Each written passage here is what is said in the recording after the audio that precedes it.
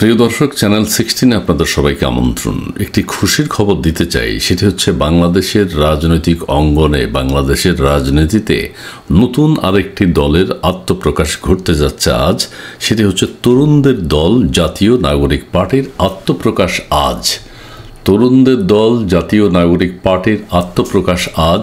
লাখো মানুষের জমায়েতের প্রস্তুতি। শীর্ষ পদে নাহিদ আখতার, 8 নাম চূড়ান্ত। খুবই ভালো খবর। গতকাল আরেকটি ছাত্র সংগঠনের আত্মপ্রকাশ ঘটেছে। সেই আত্মপ্রকাশ অনুষ্ঠানে ব্যাপক হাঙ্গামা, মারামারি, কিলাকিলি, কিল, থাপ্পড়, চর, ঘুষি, লাথি, উষ্ঠা এগুলোর মধ্য দিয়ে সেই ছাত্র সংগঠনের আত্মপ্রকাশ ঘটেছে ব্যাপক উৎসাহ উদ্দীপনার মধ্য দিয়ে, এবং সারা দেশব্যাপী আলোচিত হয়েছে। কেউ কেউ বলছেন যে ছাত্র সংগঠনের এইটাই একটা পলিসি ছিল, তারা নিজেরা হাঙ্গামা করবে এবং ব্যাপক পরিস্থিতি, দলের নাম ভাইরাল হয়ে যাবে, এবং দলের নামটা কিন্তু ভাইরাল হয়ে গেছে। আজকে তরুণদের জাতীয় নাগরিক পার্টির আত্মপ্রকাশ হচ্ছে। এই আত্মপ্রকাশ অনুষ্ঠানে সেই ধরনের কিছু ঘটবে কিনা, তবে না ঘটাটা বাঞ্ছনীয়। আর তরুণদের দলে আমরা দেখেছি, শুনেছি যে বিভিন্ন রাজনৈতিক দলের শীর্ষ নেতাদেরকে আমন্ত্রণ জানানো হয়েছে। আর আমন্ত্রণ জানানো হয়েছে আমাদের মাননীয় প্রধান উপদেষ্টা ছাত্রনেতা ডক্টর মোহাম্মদ ইউনূসকে। এখন ছাত্রনেতা কেন বলেছি, আমি অন্য একজনের কাছে শুনেছি, তিনি বললেন যে প্রফেসর ডক্টর মোহাম্মদ ইউনূস যেহেতু ছাত্রদেরকে নিয়ে কাজ করেন, ছাত্রদেরকে উজ্জীবিত করেন, তিনি বাংলাদেশের সমস্ত কাজে তরুণদেরকে দেখতে চান। তরুণরাই আগামীর রাজনীতিবিদ, তরুণরাই আগামী দিনে বিশ্ব শাসন করবে, এবং তরুণরাই তাকে নিয়োগ দিয়েছে। আবার কেউ কেউ বলছেন তরুণরা, ছাত্ররাই যেন তাকে তার মাসিক যে স্যালারি আছে সেটি যেন প্রদান করে থাকেন, কারণ যেহেতু ছাত্ররা তাকে নিয়োগ দিয়েছে, নিয়োগদাতা যারা, তারা সবসময় তার অধীনস্থ কর্মচারীকে মাসোহারা দিয়ে থাকেন। তার প্রতি মাসের ভরণ পোষণ এগুলোর দায়িত্ব কিন্তু যারা নিয়োগকর্তা তারাই বহন করতে হয়। কাজেই ছাত্ররা নিশ্চয়ই আমাদের শীর্ষ ছাত্রনেতা ডক্টর মোহাম্মদ ইউনূসের ভরণ পোষণের দায়িত্ব তারা নেবেন। সেটা গেল একটা। আরেকটি হচ্ছে তারা তরুণদের দল। এই তরুণ কত বছর বয়স পর্যন্ত? তরুণদের বয়স কি 50, 60, 70 বা কিছু একটা? কত বছর পর্যন্ত নাহিদ আখতাররা এরা তরুণ থাকবেন? অথবা কোনো সিনিয়র সিটিজেন এখন যদি তাদের এই তরুণদের জাতীয় নাগরিক পার্টিতে যুক্ত হতে চান, তারা কত বছর বয়স হলে ঢুকতে পারবেন? নাকি 18 থেকে 25 বছর বয়স যারা, তারা এই তরুণদের দলে যুক্ত হতে পারবেন? 50, 60, 70 বছর বয়স যাদের, তারাও যদি নাগরিক পার্টিতে যুক্ত হতে চান, তারা পারবেন কিনা? নিশ্চয়ই আজকে সেগুলো তারা ব্যাখ্যা করবেন যে আমাদের সদস্য হতে হলে এই ক্রাইটেরিয়া ফিল আপ করতে হবে, এগুলো পূরণ হলেই আপনি আমাদের সদস্য হতে পারবেন। আমরা আজকে বিকেল পর্যন্ত অপেক্ষা করতে হবে, আরও বিস্তারিত আমরা জানতে পারবো, এবং জানতে পারবো সেই দলের সদস্য হওয়ার উপায় কী। এবং তারা বলেছে তারা বাংলাদেশে আগামী নির্বাচনে 300 আসনেই তারা তাদের প্রার্থী দিবেন, এবং প্রয়োজনে তারা জোট করতে পারেন। এখানে একটি কথা, কেউ কেউ বলছেন তারা কাদের সাথে জোট করবেন, হয়তো জামাত ইসলামের সাথে বা হিজবুত তাহরির সাথে বা অন্য কোনো ইসলামী সংগঠনের সাথে। আবার কেউ কেউ বলছেন তারা নিজেরাই তো জামাতের অঙ্গ সংগঠন বা হিজবুত তাহরিরের অঙ্গ সংগঠন। যাক, সেটা প্রকাশ হবে ধীরে ধীরে। এবং তাদের যে এজেন্ডা রয়েছে, বাংলা আফগানিস্তান হবে অথবা বাংলাদেশের স্বাধীনতা বিসর্জন, 72 সংবিধান বাতিল, এগুলো আমরা কিন্তু আগামীতে হয়তো দেখতে পারবো। নির্বাচন কমিশন সংস্কারের কথা যখন এসেই গেল, সংস্কার প্রক্রিয়া যেগুলো বর্তমান সরকার নিয়েছে, এটার কিছুই হবে না। কেউ বলছেন যে অযথা রাষ্ট্রের অর্থ খরচ করে তারা যে সংস্কার কমিশনগুলো করেছেন, এবং এটার পিছনে যে ব্যয় হয়েছে, এবং তারা প্রধান উপদেষ্টা বরাবর যেসব তথ্য উপাত্ত তাদের যে রিপোর্ট প্রদান করেছেন, ওগুলো ওই এসি রুমেই থেকে যাবে। এগুলো বাস্তবায়ন হওয়ার কোনো সুযোগ নাই। যদি আগামী ডিসেম্বরের নির্বাচন হয়, তাহলে এগুলো বাস্তবায়ন করার কোনো সুযোগ নেই। যাই হোক, আমি নির্বাচন সংস্কার কমিশন বাদ দিয়ে এখন তরুণদের রাজনৈতিক দলে আবার ফিরে আসি। আজকে কিন্তু খুবই আলোচিত দিন এবং উল্লেখযোগ্য একটি দিন।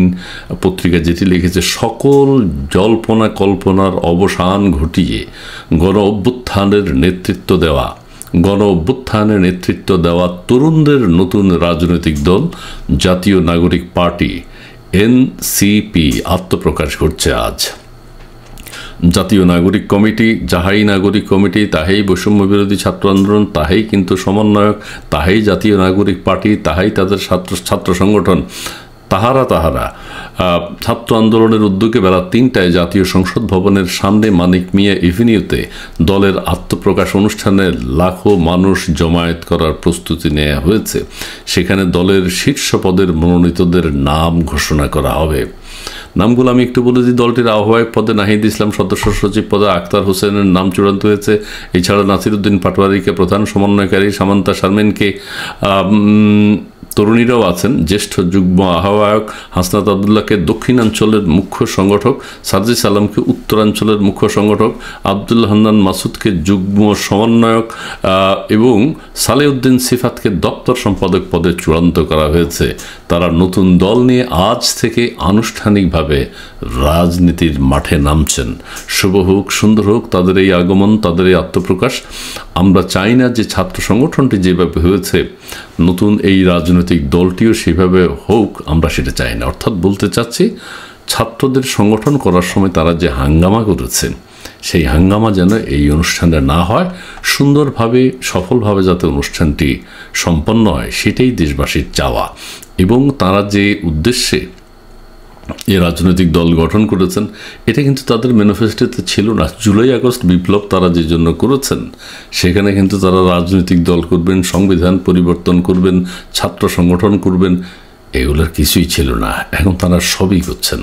ঠিক আছে, তবে অভিনন্দন, শুভেচ্ছা, এবং তাদের উদ্দেশ্য বাস্তবায়নে তারা চেষ্টা করবেন। এবং ধীরে ধীরে কিন্তু তারা ধীরে ধীরে কিন্তু তারা তাদের আদর্শ উদ্দেশ্য কী হবে সেটা কিন্তু দেশবাসী জানতে পারবে এবং সেই দেশবাসীকে সেটি তারা জানাবে। ইতোমধ্যে কিন্তু অনেকেই জেনে গেছেন আসলে তাদের আদর্শ এবং উদ্দেশ্য কী, তারা সেটিই বাস্তবায়ন করতে চাইবেন। অর্থাৎ মুক্তিযুদ্ধ, স্বাধীনতা, ৭১ মুক্তিযোদ্ধা যারা শহীদ হয়েছিলেন, মুক্তিযুদ্ধ যারা করেছেন, সেগুলো সব তারা রাখতে চাচ্ছেন না, স্বীকারও করতে চাচ্ছেন না। তারা নতুনভাবে নতুন বাংলাদেশ সাজাতে চান। সেটা কিভাবে চান সেটি দেখা যাবে।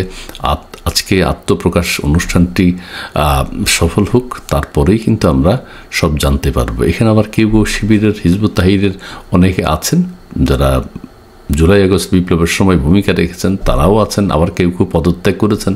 আবার তাদের মধ্যে বাংলা মোটর, তাদের যে অফিস আছে, কেন্দ্রীয় কার্যালয়, সেখানে কিন্তু এক ধরনের হাঙ্গামা মাঝে মধ্যেই হয়ে থাকে। আগামীতে হয়তো আরও হবে, আরও বেশি দেখতে পাবো। এখানে আরেকটি কথা, নাহিদ ইসলাম যেমন তার পদ থেকে পদত্যাগ করলেন, কিন্তু কেউ বলছেন যে আসিফ মাহমুদ এবং মাহফুজ আলম, আসিফ মাহমুদ, সজীব ভুঁইয়া এবং মাহফুজ আলম এখন তথ্য মন্ত্রণালয়ের দায়িত্বে আছেন, তারা কেন তাদের পদে থাকবেন উপদেষ্টা হিসেবে? অর্থাৎ তারাও তো এরা উপদেষ্টা হিসেবে আছেন। তার মানে এটা কেমন হয়ে যায় না? তারাও যদি পদত্যাগ করতেন সুন্দর হতো। তার মানে আমরা বুঝতাম, দেশবাসী বুঝতো যে তারা না পদত্যাগ করেছেন, পদত্যাগ করে তারা দলে এসছেন। এখন আসিফ মাহমুদ, সজীব ভুঁইয়া বলছেন যে আমরা তো কোনো রাজনৈতিক দলের না। কিন্তু ভাইরে, দেশবাসী তো জানে আপনারাই তাহারা, আপনারাই সমন্বয়ক, আপনারাই বৈষম্য বিরোধী আন্দোলন, আপনারাই নাগরিক কমিটি, আপনারাই সব কিছু। সেক্ষেত্রে আর মাস্টার মাইন্ড হচ্ছেন মাহফুজ আলম। কাজেই তারা তাদের দলকে কীভাবে জেতানো যায়, কীভাবে সুযোগ সুবিধা দেওয়া যায়, ক্ষমতা থেকে তাই করবেন। সো একটা সন্দেহ রয়ে গেল। তো সবচেয়ে ভালো হতো যে আসিফ মাহমুদ সহ তারা তিনজনেই যদি উপদেষ্টা পদ থেকে পদত্যাগ করতেন, একটা দৃষ্টান্ত হতো। সেটি থেকে দেশবাসী বঞ্চিত হয়েছে। যাই হোক, আজকের এই নাগরিক কি কমিটি, তরুণদের দল জাতীয় নাগরিক পার্টি আত্মপ্রকাশ করতে যাচ্ছে, সেটি প্রকাশ করুক। তবে তরুণদের এখানে দলের 25 থেকে 26 বছর বয়স যাদের, তরুণদের দলই যদি থাকে সব সময়, তাহলে 25 থেকে 26 বছর বয়সের যারা, তারা এই দলে যুক্ত হতে পারবেন। অথবা তারা যদি এটা তরুণদের দল না বলে যদি বড়দের বা রাজনৈতিক দল হিসেবে আত্মপ্রকাশ করেন, তাহলে হয়তো যে কোনো বয়সের নারী পুরুষ প্রত্যেকে কিন্তু এই দলে যোগ দিতে পারবেন। দেখা যাক এই দল কোথায় গিয়ে দাঁড়ায়। ধন্যবাদ।